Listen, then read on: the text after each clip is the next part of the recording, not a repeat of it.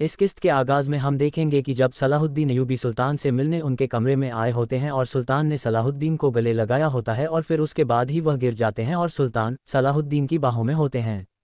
Salahuddin Ayyubi कहते हैं, मेरे सुल्तान, क्या आप ठीक हैं? आंखें खोलिए मेरे सुल्तान। ये कहते ही सलाहुद्दीन अय्यूबी चिल्लाते हुए हकीमों को बुलाते हैं और कहते हैं, हकीमों, जल्दी आओ। मगर सुल्तान उनसे कहते हैं, सलाहुद्दीन, हकीम की ज़रूरत नहीं है, सबको परेशान मत करो, मैं ठीक हूँ। और फिर अय्यूबी उन्हें सहारा देकर खड़ा करते हैं। सुल्तान कहते हैं, एक के बाद एक चीज़ होती गई। नाक से निकलने वाला खून साफ करते हुए कहते हैं, मेरे साथ बचपन से ऐसा होता आ रहा है। चलो आओ बैठते हैं।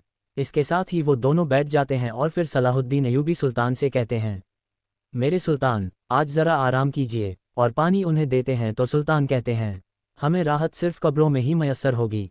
जवाब में सलाहुद्दीन अय्यूबी कहते हैं, अल्लाह हमें आपसे जुदा न करे। जबकि दूसरी जानिब कुद्स में लौट गए बालियन और सबीला से कह रहा होता है, आपने एक दूसरे को बहुत याद किया होगा। जवाब में बालियन कहता है, तुम आखिरी शख्स हो जिसे हमें वजाहत देनी पड़ेगी। लौट गए तो मैं फ़र्ज़ करूंगा कि तुम ये बातें दोबारा नहीं दोहराओगे। फिर सबीला कहती है, तुम्हें लगता है कि तुम सब कुछ जानते हो, मगर बहुत सी ऐसी चीज़ें हैं जो तुम नहीं जानते। लौट गए तो जवाब में लौट गए कहता है, जी हाँ, मुझे यकीन है कि आपके शौहर लॉर्ड जूम को भी बहुत सी चीज़ें मालूम नहीं हैं, लेकिन परेशान न हो, आपका राज मेरे पास महफूज है। ये कहते ही लॉर्ड गाय वहाँ से रवाना हो जाता है। उधर राहिबा लूसिया शम्सा से कहती है, वो शख्स जो आपको गिरजाघर में लेकर आया, उसने मुझे बताया कि आपकी वालिदा को शाम में ले जाया गया है, वो वहाँ यतीम बच्चों की देखभाल करती हैं। ये सुनकर शम्सा पूछती है, उसने और क्या बताया, क्या आपको याद है? तो जवाब में राहिबा लूसिया कहती है, शम्सा, तुम बहुत पहले ही जा चुकी थी, तुम्हारे मालिक ने तुम्हें पहले ही बेच दिया था। तुम्हें ढूंढना और ये बताना कि तुम्हारी वालिदा शाम में है, ये ऐसा काम है जो मैं नहीं कर सकती थी। ये कहते ही वो रोने लग जाती है, जबकि शम्सा भी बहुत गमगीन हो रही होती है।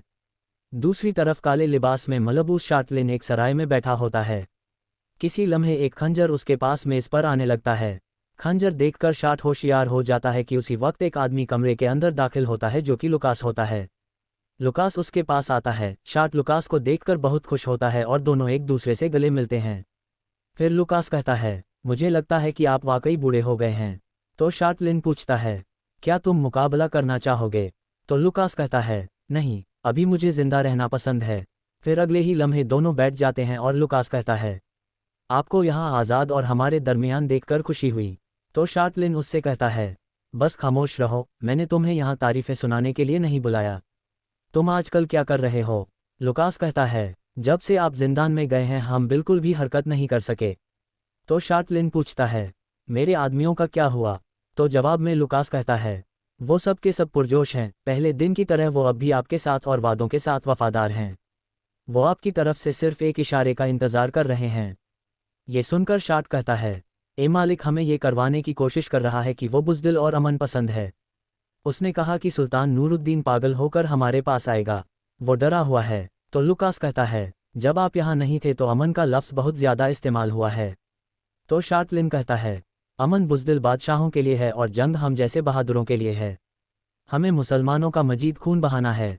ये सुनकर लुकास कहता है, आइए हम उन्हें वो दें जिनके वो हकदार हैं। ये मुक़द्दस सरजमीन मुसलमानों के खून की प्यासी है। दूसरी तरफ शाम की मस्जिद में इस्माइल उमर मुल्ला के सामने कुरान पाक की तिलावत कर रहा होता है, जिसकी आयतों का तर्जुमा कुछ यूँ है, और वही है जिसने रात और दिन को एक दूसरे के पीछे आने वाला बनाया।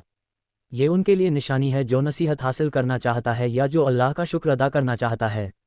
और खुदा रहमान के मकबूल बंदे वो हैं जो ज़मीन पर आजिज़ी से चलते हैं और जब जाहिल लोग नापसंद बात करते हैं तो वो सलाम कहते हुए अलग हो जाते हैं।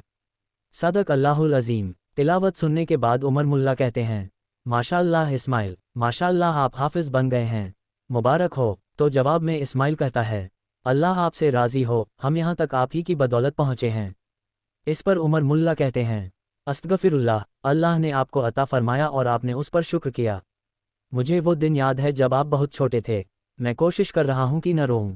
आप में से हर एक ने बहुत मेहनत की, आप दोनों हाफिज़ बन गए, अब फरीज़ा का वक्त आ गया है।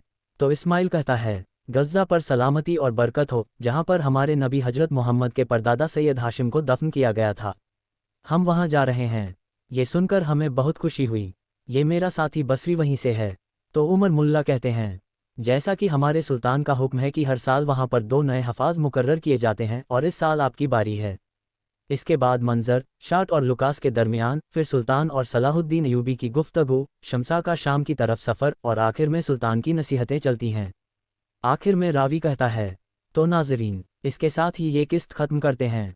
मिलते हैं बहुत ही जल्द अगली किस्त के साथ। वीडियो को लाइक कर दें और जिन दोस्तों ने अभी तक चैनल सब्सक्राइब नहीं किया वो जल्दी से चैनल सब्सक्राइब कर दें और बेल आइकन यानी घंटी वाले निशान को भी प्रेस कर दें ताकि आने वाले एपिसोड्स आपको आसानी से मिल सकें।